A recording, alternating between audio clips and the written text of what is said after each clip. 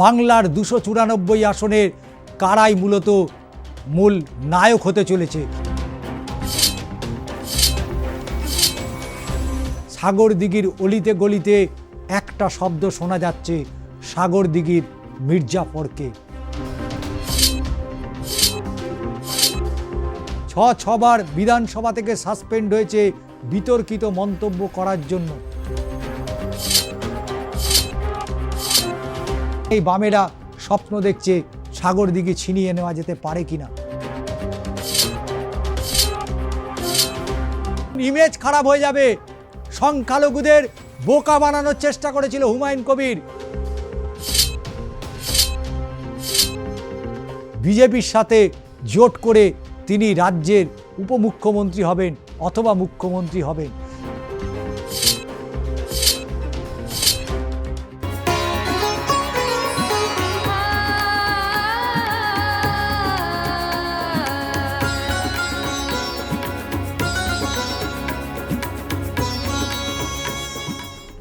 নমস্কার, শুরু করছি বাংলার মাটি বাংলার ভোট। 294 আসনের লড়াই জারি রয়েছে সমস্ত রাজনৈতিক দলের, আর আমরা তারই মাঝে 294 আসনের প্রতিটা কেন্দ্র ধরে ধরে বিশ্লেষণ করছি এবং সমীক্ষা করতে ইতিমধ্যেই মানা করে দিয়েছে কেন্দ্রীয় নির্বাচন কমিশন।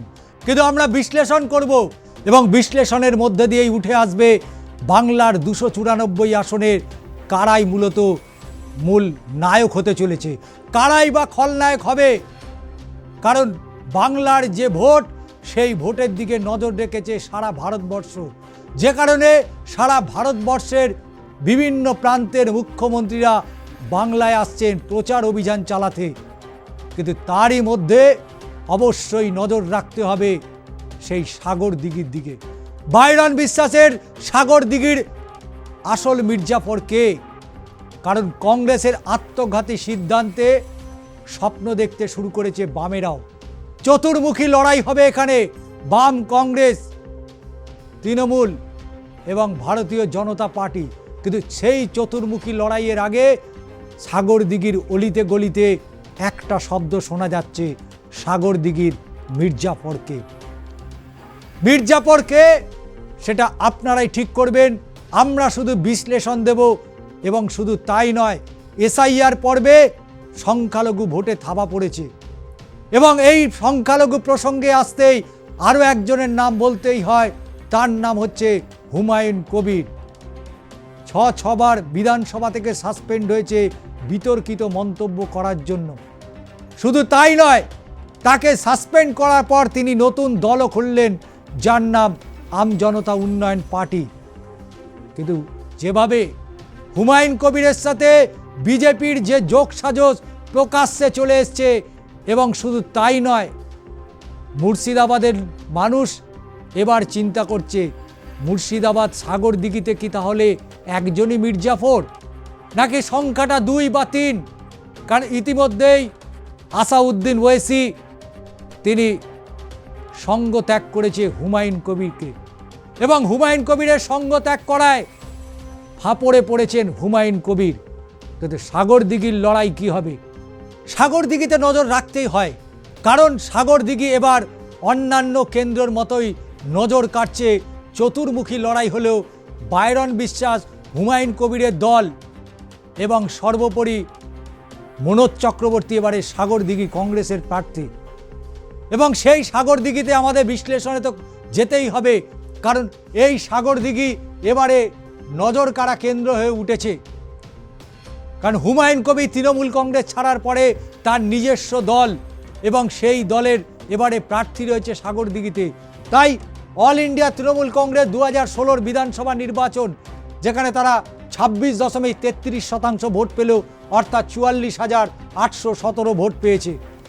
কিন্তু 2026-এর নির্বাচন কংগ্রেসের সাথে কোনো দোস্তি নেই সিপিএম বামফ্রন্টের।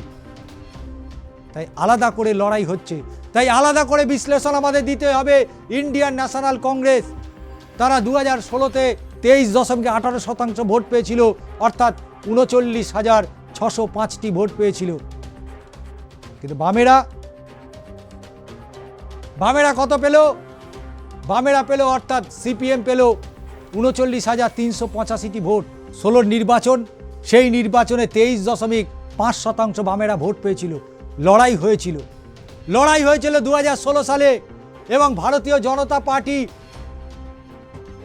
তারা ভোট পেল 4.31%।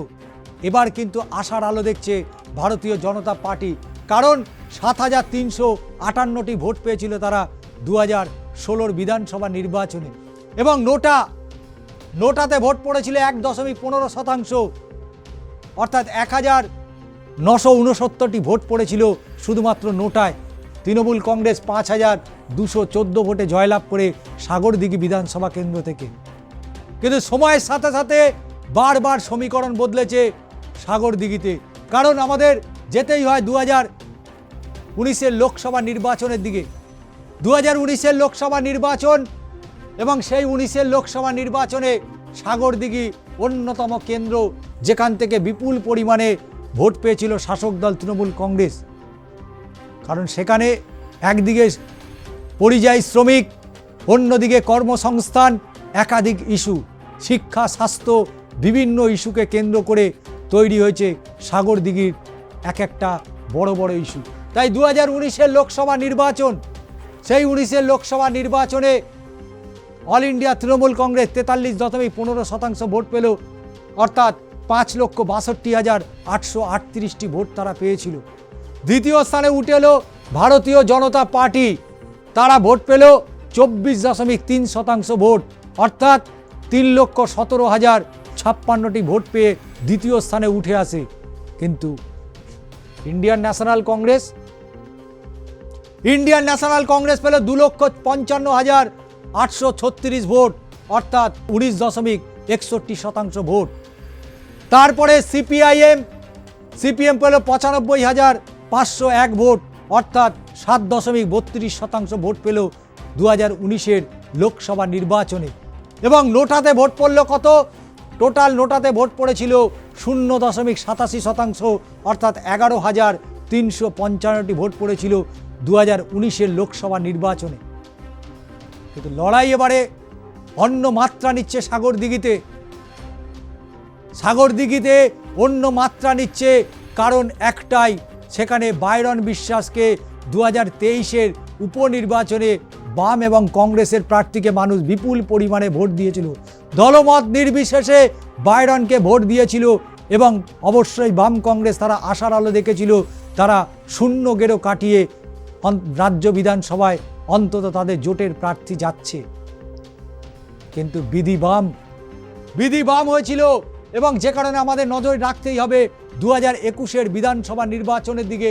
এবং 2021-এর বিধানসভা নির্বাচন সাগরদিঘির ব্যাপক মার্জিনে জয়লাভ করল শাসক দল তৃণমূল কংগ্রেস। বরাবরই আমরা দেখেছি সাগরদিঘিতে শাসক দলে একটা দাপট ছিল, এবং 2021-এর বিধানসভা নির্বাচন সাগরদিঘিতে 50.95% ভোট পেল তৃণমূল কংগ্রেস, এবং 95,189টি ভোট পেয়েছিল শাসক দলের ভোট বাক্সে। দ্বিতীয় স্থানে ভারতীয় জনতা পার্টি, তারা ভোট পেল কত? তারা ভোট পেল 44,983টি ভোট, অর্থাৎ 24.8% ভোট।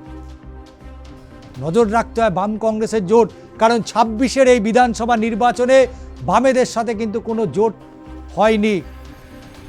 আর সেখানেই বামেরা স্বপ্ন দেখছে সাগরদিঘি ছিনিয়ে নেওয়া যেতে পারে কিনা। কারণ একদিকে কংগ্রেসের মনোজ চক্রবর্তী দীর্ঘদিন তিনি সেখানকার রাজনীতির সাথে যুক্ত, যদিও সাগরদিঘিতে তাকে বলা হচ্ছে পরিযায়ী, কারণ সাগরদিঘিতে তাকে নিয়ে আসা হয়েছে। কিন্তু 2021-এর বিধানসভা নির্বাচনে বাম কংগ্রেসের জোট পেল 36,344টি ভোট, অর্থাৎ 19.45% ভোট। নোটাতে ভোট পড়ল, সেটাও আমরা দেখাবো। নোটাতে ভোট পড়ে যায়, তবে মিম সেবারে প্রার্থী দিয়েছিল AIMIM, তারাও নির্বাচনে প্রতিদ্বন্দ্বিতা করেছিল। তারা 1.85% ভোট পেয়েছে বলে রাখা ভালো 2026-এর এই নির্বাচনে হুমায়ুন কবিরের দল আম জনতা উন্নয়ন পার্টি আসাউদ্দিন ওয়েসির সেই AIMIM তার সাথে জোট করলো, কিন্তু জোট এখন ঘোট হয়ে গেছে। জোট পুরো ঘেটে এখন হয়ে গেছে। কারণ যেভাবে হুমায়ুন কবির বিজেপির কাছ থেকে মাল নিচ্ছিল এবং সেই ভিডিও সংবাদ মাধ্যম শুধু নয় সোশ্যাল মিডিয়াতে যেভাবে ভাইরাল হয়ে গেছে, আসাউদ্দিন ওয়েসি বলে দিয়েছে আর যাই হোক হুমায়ুন কবিরের সাথে আর জোটে নয়, কারণ ইমেজ খারাপ হয়ে যাবে। সংখ্যালঘুদের বোকা বানানোর চেষ্টা করেছিল হুমায়ুন কবির, তাদেরকে বোকা ভেবেছে। হুমায়ুন কবির বলেছিল 108টা যদি আসন পায় তাহলে বিজেপির সাথে জোট করে তিনি রাজ্যের উপমুখ্যমন্ত্রী হবেন অথবা মুখ্যমন্ত্রী হবেন।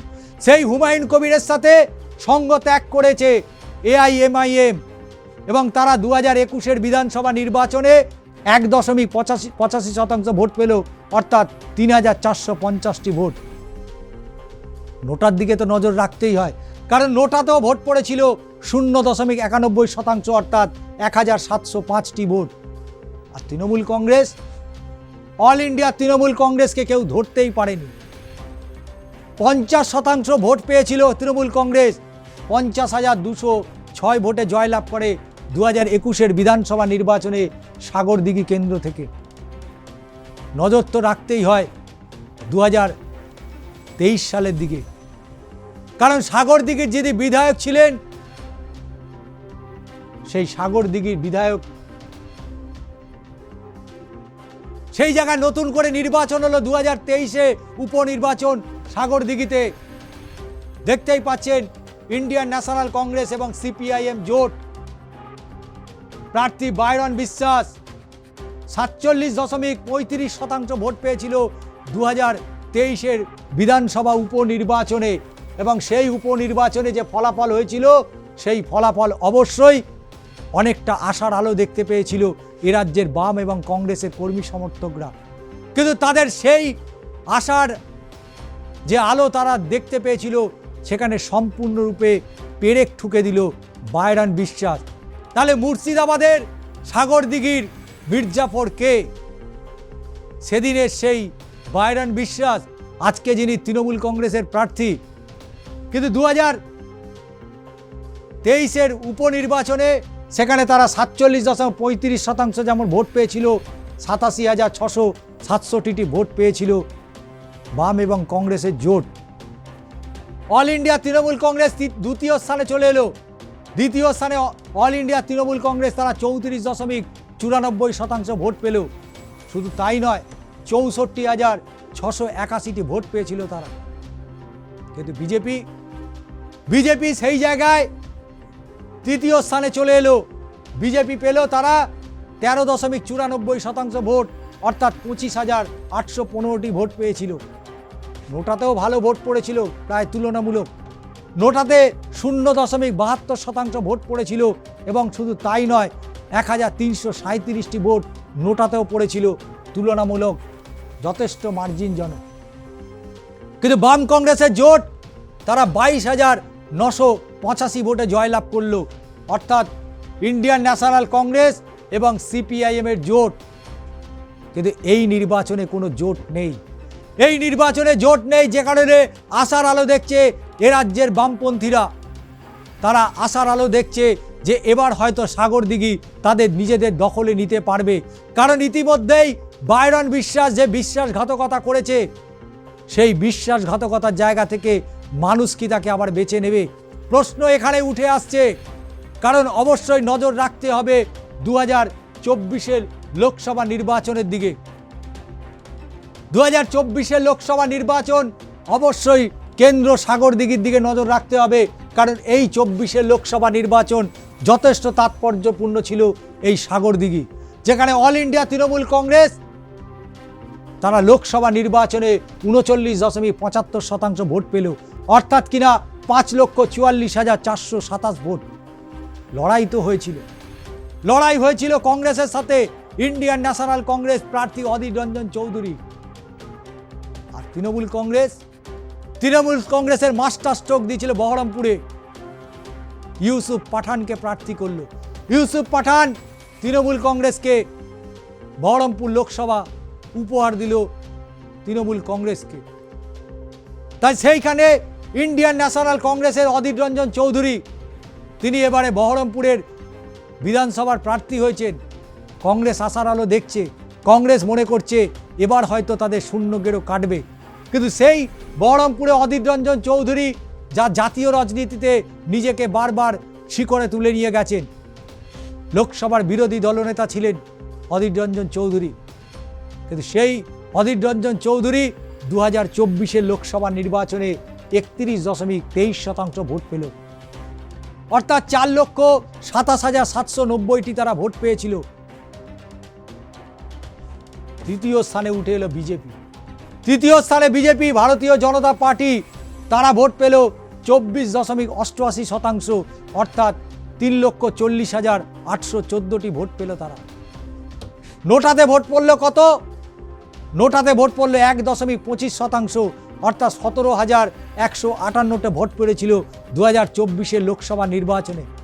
লড়াই ছিল সেখানে শুধুমাত্র দুটো রাজনৈতিক দলের মধ্যে, এক হচ্ছে ইন্ডিয়ান ন্যাশনাল কংগ্রেস এবং দ্বিতীয়টা অবশ্যই তৃণমূল কংগ্রেসের সাথে। কারণ 2024 বাম কংগ্রেসের জোট ছিল, কিন্তু সেই জোট হলেও অধীর রঞ্জন চৌধুরী বহরমপুর থেকে পরাজিত হলো প্রায় কাছাকাছি 90,000 ভোটে। 90,000 ভোটে পরাজিত হয়েছিল। কিন্তু নজর থাকছে সাগরদিঘি কেন্দ্রের দিকে, কারণ এই 26 নির্বাচন সাগরদিঘিতে বায়রান বিশ্বাসকে মানুষ বেছে নেবেন কিনা, বায়রানের ওপর বিশ্বাস রাখবেন কিনা সাগরদিঘির মানুষ। কারণ এই সাগরদিঘিতে প্রায় 35% ভোট হচ্ছে সংখ্যালঘু সম্প্রদায়। কিন্তু সাগরদিঘিতে কি হবে? সাগরদিঘিতে কি হবে? সাগরদিঘিতে মনোজ চক্রবর্তী কি জিততে পারবে? বায়রান বিশ্বাসকে টক্কর দিতে পারবে? রবিউল ইসলাম চৌধুরী রয়েছে ময়দানে, রয়েছে হুমায়ুন কবির, হুমায়ুন কবিরের দল। কিন্তু সেই সাগরদিঘিতে কি হবে? কারণ জোটের প্রার্থী বায়রান বিশ্বাস জয়লাভ করেছিল 22,985 ভোটে 2023 বিধানসভা উপনির্বাচনে।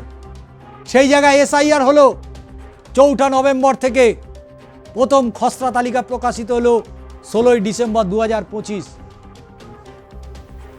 টোটাল বাদ পড়লো কত? 13,811 জনের নাম বাদ চলে গেল 2025 16 ডিসেম্বর। এখানেই শেষ নয়, এখানেই শেষ নয়, কারণ আবার এসআইআর তালিকা প্রকাশ হলো। তালিকা প্রকাশ হলো কবে? না 28 ফেব্রুয়ারি। বাদ গেল কত? 187 জনের নাম। তাহলে এসআইআরে মোট বাদ পড়লেন কত? 13,998 জন। 13,998 জনের নাম বাদ চলে গেল এসআইআরে। এসআইআরে বাদ চলে গেছে, কিন্তু এই এসআইআরে যে নাম বাদ চলে গেছে তাতে কোনো ফারাক পড়বে না সাগরদিঘি বিধানসভা কেন্দ্রের জন্য। সাগরদিঘিতে জয়ীর জন্য এই সংখ্যাটার কোনো সেই রকম কোনো একটা চাপে ফেলবে না কোনো রাজনৈতিক দলকেই।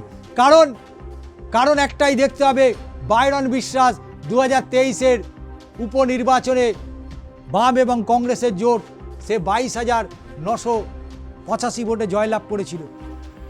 কিন্তু জোট প্রার্থী বায়রান বিশ্বাসের ব্যবধানে যে ব্যবধানে জয়লাভ করেছিলেন তার প্রাপ্ত ভোট থেকে 13,998 জনের নাম বাদ পড়েছে এসআইআরে। লড়াই হবে তো সাগরদিঘিতে, নজর তো থাকবেই।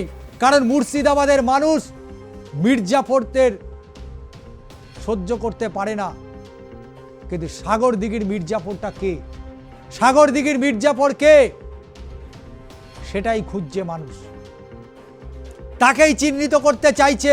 গলিতে গলিতে এখন ফিসফিসানি শুরু হয়ে গেছে সাগরদিঘির মির্জাফরকে, বায়রান বিশ্বাস, হুমায়ুন কবির, রবিউল ইসলাম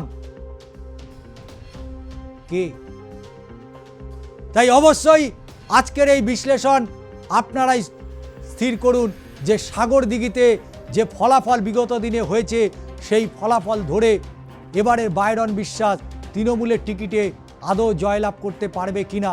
কারণ বাম কংগ্রেসের জোটের প্রার্থী জয়লাভ করে বেশি দিনের জন্য তিনি ছিলেন না, খুব অল্প দিনের মধ্যেই তিনি তৃণমূল কংগ্রেসে যোগদান করলেন এবং মমতা বন্দ্যোপাধ্যায়ের হাত ধরে তৃণমূল কংগ্রেসের উন্নয়নের জোয়ারে তিনি গা ভাসিয়ে দিলেন, এমনটাই তার বক্তব্য ছিল। কিন্তু যে মানুষগুলো বিশ্বাস রেখেছিল বাইরনের ওপরে, যে মানুষগুলো জোটের প্রার্থীকে ভোট দিয়েছিল, তাদের সাথে কি বিশ্বাসঘাতকতা করা হয়নি?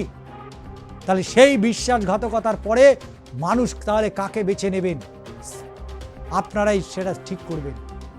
আজকের এই বাংলার মাটি বাংলার ভোটের এই বিশ্লেষণ আপনাদের কেমন লাগলো অবশ্যই জানাতে ভুলবেন না এবং দাদা দিদি রাজনীতির এই প্ল্যাটফর্ম অবশ্যই সাবস্ক্রাইব করুন।